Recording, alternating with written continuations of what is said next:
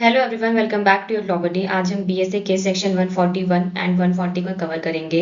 ये सेक्शंस बताते हैं कि विटनेसेस किस ऑर्डर में एग्जामिन होंगे और जज एविडेंस की एडमिसिबिलिटी कैसे डिसाइड करता है। तो चलिए इन दोनों सेक्शंस को समझना शुरू करते हैं।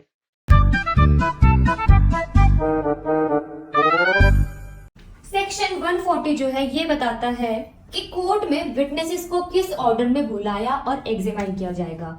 नॉर्मली ये ऑर्डर कोर्ट अपनी मर्जी से डिसाइड नहीं करती। सबसे पहले देखा जाएगा कि सिविल प्रोसीजर के लॉज और प्रैक्टिस और क्रिमिनल प्रोसीजर के लॉज और प्रैक्टिस उनके अकॉर्डिंग विटनेसेस एग्जामिन होंगे।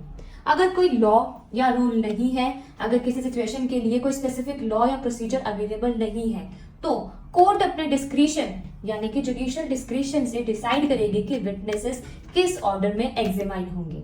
फॉर एग्जांपल, एक सिविल सूट में सिविल प्रोसीजर के रूल्स विटनेस एग्जामिनेशन के सीक्वेंस बताते हैं।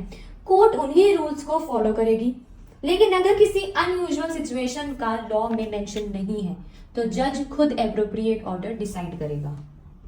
सेक्शन 141 जो है ये जज की पावर्स बताता है कि कौन सा एविडेंस कोर्ट एक्सेप्ट करेगी और कौन सा नहीं करेगी। इस सेक्शन के 3 सबसेक्शंस हैं। सबसेक्शन 1 बताता है अगर कोई पार्टी कोर्ट में कोई एविडेंस प्रोड्यूस करना चाहती है तो जज उस पार्टी से पूछ सकता है अगर ये फैक्ट प्रूव हो जाए तो ये केस के लिए रेलेवेंट कैसे है, यानी जज पहले रेलेवेंस चेक करेगा।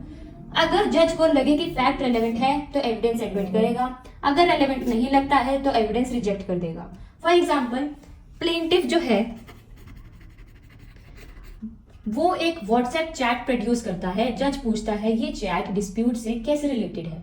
अगर चैट कॉन्ट्रैक्ट प्रूव करती है तो एडमिट होगी, अगर अनरिलेटेड पर्सनल कॉन्वर्सेशन है तो रिजेक्ट हो जाएगी। सबसेक्शन 2 बताता है कुछ एविडेंस तभी एडमिसिबल होते हैं जब पहले कोई दूसरा फैक्ट प्रूव किया जाए। ऐसे केस में पहले रिक्वायर्ड फैक्ट प्रूव करना होगा, उसके बाद ही मेन एविडेंस प्रोड्यूस होगा। लेकिन एक एक्सेप्शन है अगर पार्टी कोर्ट को अंडरटेकिंग दे कि मैं बाद में रिक्वायर्ड फैक्ट प्रूव कर दूंगा और कोर्ट उस अंडरटेकिंग से सेटिस्फाइड हो तो कोर्ट पहले भी एविडेंस अलाउ कर सकती है। फॉर एग्जाम्पल, आप फोटोकॉपी प्रोड्यूस करना चाहते हो। फोटोकॉपी सेकेंडरी एविडेंस है। पहले प्रूव करना होगा कि ओरिजिनल डॉक्यूमेंट लॉस्ट है, तभी फोटोकॉपी एडमिसिबल होगी ना।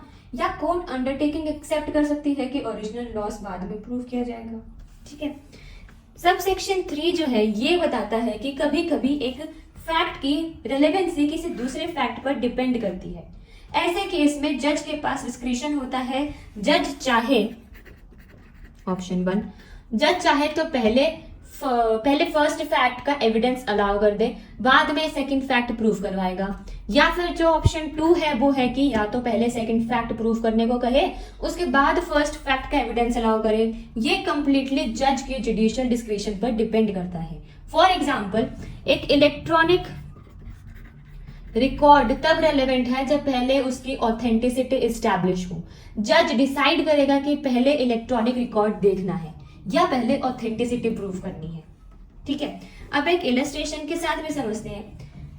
ये है कि एक पर्सन की स्टेटमेंट प्रोड्यूस करनी है जो सेक्शन 26 के अंडर रेलेवेंट है, लेकिन कहा जा रहा है कि वो पर्सन मर चुका है। सबसे पहले ये प्रूव करना होगा कि पर्सन एक्चुअली डेड है, उसके बाद ही तो उसकी स्टेटमेंट एविडेंस में ली जाएगी। और फिर इसके बाद है इलस्ट्रेशन बी। ये बताती है कि एक डॉक्यूमेंट की फोटोकॉपी प्रोड्यूस करनी है लेकिन ओरिजिनल अवेलेबल नहीं है। सबसे पहले प्रूव करना होगा कि ओरिजिनल डॉक्यूमेंट लॉस्ट है, उसके बाद ही फोटोकॉपी सेकेंडरी एविडेंस प्रोड्यूस की जा सकती है। ठीक है। अगर आपको ये वीडियो यूजफुल लगी हो तो वीडियो को लाइक करें, शेयर करें और चैनल को सब्सक्राइब करें। Thank you.